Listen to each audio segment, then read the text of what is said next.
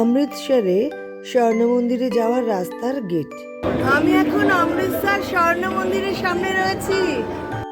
এই স্বর্ণ মন্দিরের ভিত্তিপ্রস্তর স্থাপন হয় ডিসেম্বরের 1581, অর্থাৎ 443 বছর আগে। মন্দিরের নির্মাণ কার্য সম্পন্ন হয় 1589 সালে। স্বর্ণ মন্দির হরমন্দির সাহেব নামেও পরিচিত, যার অর্থ ঈশ্বরের ঘর। এটি হলো ভারতের পাঞ্জাবের অমৃতসরে অবস্থিত একটি গুরুদ্বার, শিখ ধর্মের প্রধান আধ্যাত্মিক স্থান। পঞ্চম শিখ গুরু গুরু অর্জন স্বর্ণ মন্দিরের আদি গ্রন্থের একটি প্রতিলিপি স্থাপন করেন এবং এর উন্নয়নে একজন বিশিষ্ট ব্যক্তিত্ব ছিলেন।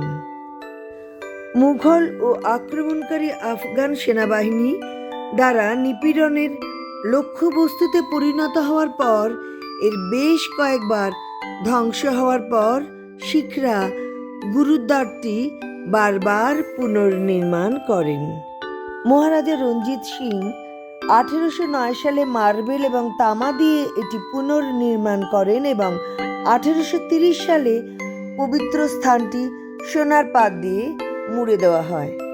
এর ফলে নামকরণ হয় স্বর্ণ মন্দির। রাতে লাইটের আলোয় এই স্বর্ণ মন্দির অসাধারণ লাগে।